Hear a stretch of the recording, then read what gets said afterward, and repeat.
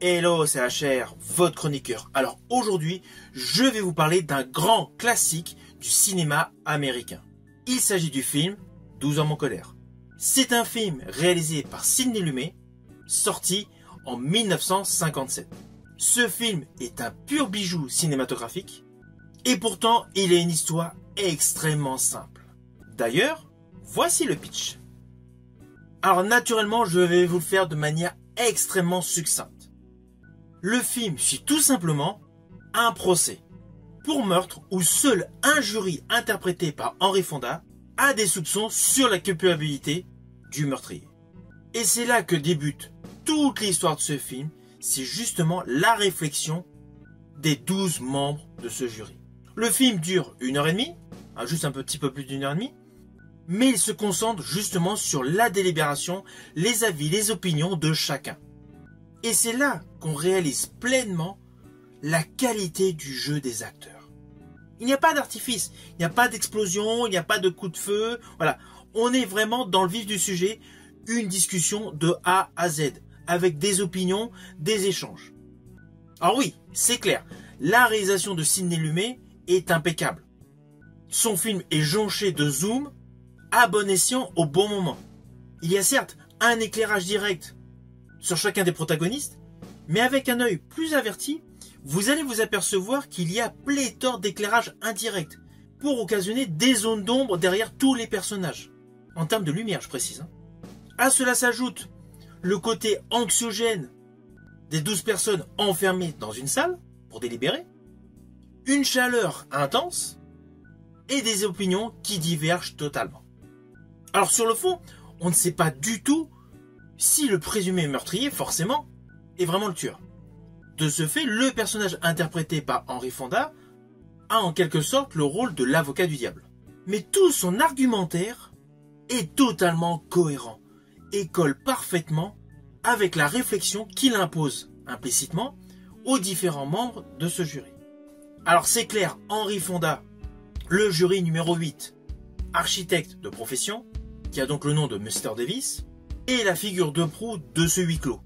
Mais tous les personnages ont des origines différentes, des statuts sociaux radicalement antagonistes, avec de surcroît des écarts d'âge. Oui, pourquoi je parle des écarts d'âge? Parce que justement, pendant leur délibération, l'âge va être mis en question de certains membres de ce jury.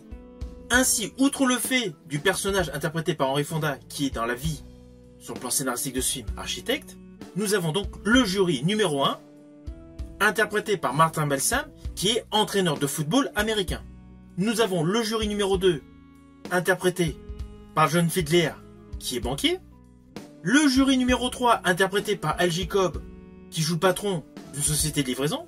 Le jury numéro 4, interprété par Eugene Marshall, celui-ci est courtier. Le jury numéro 5, interprété par Jack Klugman, qui lui interprète un chômeur. Le jury numéro 6, interprété par Ed Beans, qui est un peintre en bâtiment. Le jury numéro 7, interprété par Jack Warden, qui est dans l'histoire un représentant de commerce.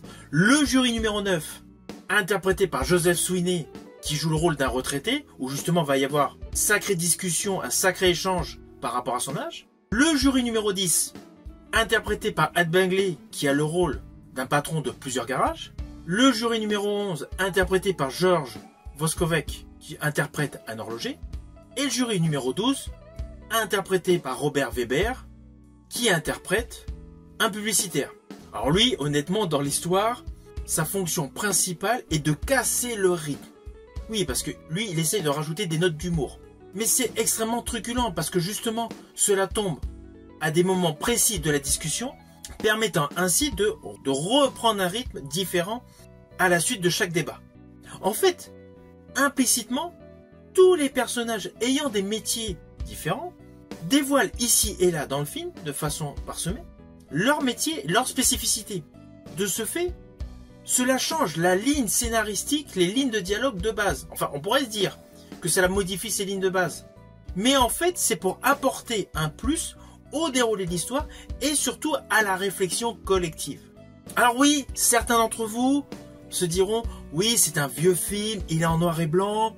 Maintenant, on a l'habitude de voir des films en 3D, voilà, avec une super belle qualité d'image. » Mais on va pas se mentir, avec ce film de Sidney Lumet, comme la majorité des vieux films où il y a peu d'action, on en oublie le côté noir et blanc justement. On est complètement happé par l'histoire. Et là justement, dans ce film 12 hommes en colère, Henry Fonda est tellement dans son rôle qu'on n'a pas du tout l'impression de regarder un ancien film. Le film existe certes depuis plusieurs décennies, mais il n'a pas pris une ride. Car au final, l'enjeu scénaristique de ce film est justement les convergences et les divergences d'esprit, afin de pouvoir déterminer un dénouement commun. Car l'objectif de cette délibération, c'est que les 12 hommes constituant ce jury soient en osmose par rapport à leurs décisions. Et perso, je rajouterais que justement le côté noir et blanc ajoute un côté claustro supplémentaire qui fait monter la tension. C'est un très très grand film, c'est un véritable chef-d'œuvre. Alors si vous êtes fan du réalisateur Sidney Lumet, forcément le plan séquence d'ouverture de ce film va faire écho. Car ce type de plan séquence, il a utilisé à maintes et maintes reprises. Notamment dans son fabuleux film, Le Verdict, avec Paul Newman. Alors naturellement, c'est un film que je vous invite à découvrir. Il est disponible en vidéo à la demande, il est disponible sur YouTube, il est disponible sur pléthore de chaînes de streaming légales, et il est également disponible en support physique DVD Blu-ray. Alors moi, perso, j'ai une petite préférence pour la qualité Blu-ray, car il a été extrêmement bien remasterisé. De ce fait, cela permet une réelle restitution du film tel que l'a souhaité Sidney Lumet. Ce film est le plus grand film sur la justice. C'est une œuvre totalement intemporelle. C'est un film où la qualité du jeu des acteurs est mise en exergue. C'est tout simplement un chef-d'œuvre. Si ma vidéo vous a plu, n'oubliez pas, petit pouce vers le haut, pensez au partage. Quant à moi, je vous dis à bientôt pour une prochaine vidéo.